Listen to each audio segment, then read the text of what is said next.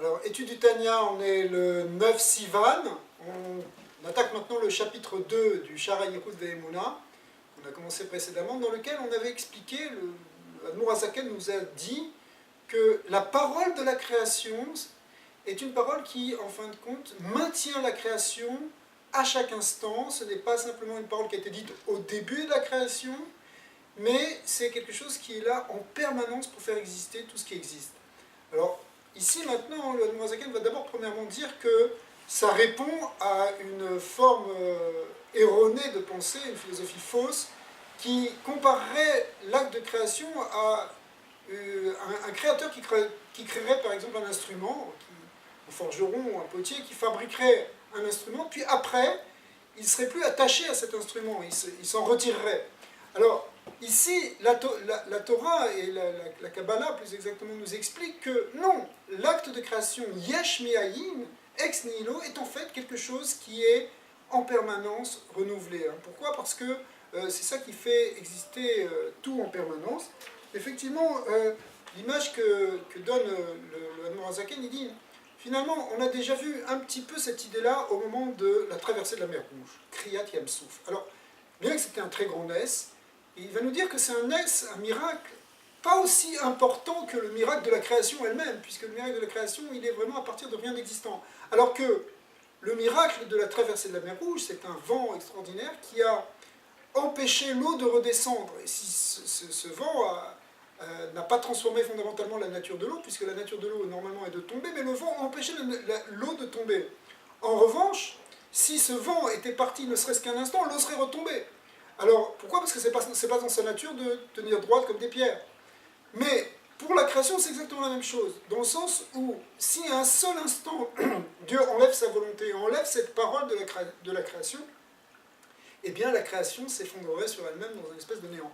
Donc, finalement, on voit que dans cette image-là de traverse de la mer Rouge, dans ce miracle qui est encore plus grand, celui de la création du monde, eh bien, il faut qu'il y ait ce maintien en permanence de cette volonté divine et de cette parole divine. Alors c'est ce qui est marqué dans le verset de Néhémia qui dit « Veata mechaye et kulam » et toi, tu donnes la vie à tous. Alors cette idée-là, c'est qu'effectivement Dieu donne cette vitalité à tout l'univers et à toutes les créatures dans l'univers à chaque instant, et c'est renouvelé en permanence. Mais il y a une dracha très belle qui est faite ici sur le mot « ata » qui est la suivante. « Ata » qui veut dire « toi »,« toi tu fais vivre ». Eh bien, ce mot « toi », ici, il peut se décomposer dans ces trois lettres qui sont Aleph, Tav, He. Aleph, Tav, ce sont la première et la dernière lettre de l'alphabet hébraïque.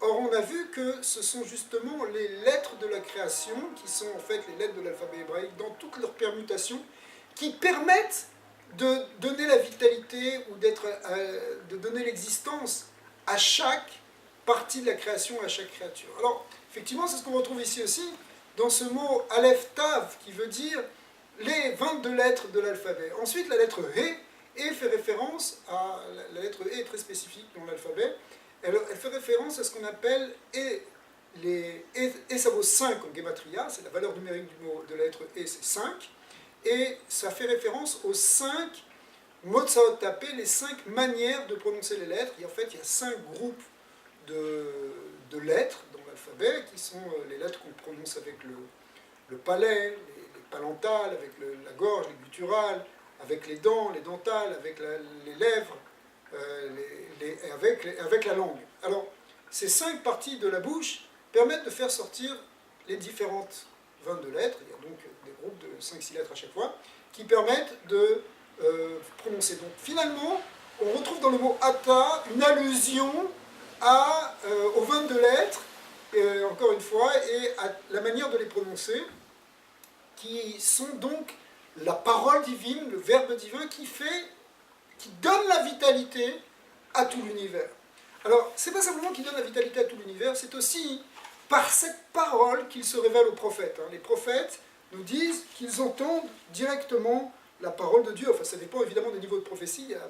Dans Sharon et Voix de Arizal, il expliquait qu'il y a différents niveaux de prophétie, mais par exemple, le prophète Shmuel, lorsqu'il entendait la parole de Dieu, il a dit que l'esprit d'Hachem, il s'est posé sur lui, et sa parole s'est posée sur sa langue pour lui permettre de dévoiler ses secrets. En réalité, le prophète reçoit des secrets, des enseignements divins qui étaient des chidushim, eh bien, il les entend à l'intérieur de lui, ou les entend, ça peut même faire bouger sa langue, mais c'est cette même parole qui, non seulement donc, fait exister toutes les créatures, mais qui peut aussi, parfois, intervenir pour parler à un prophète et nous donner un enseignement. Alors,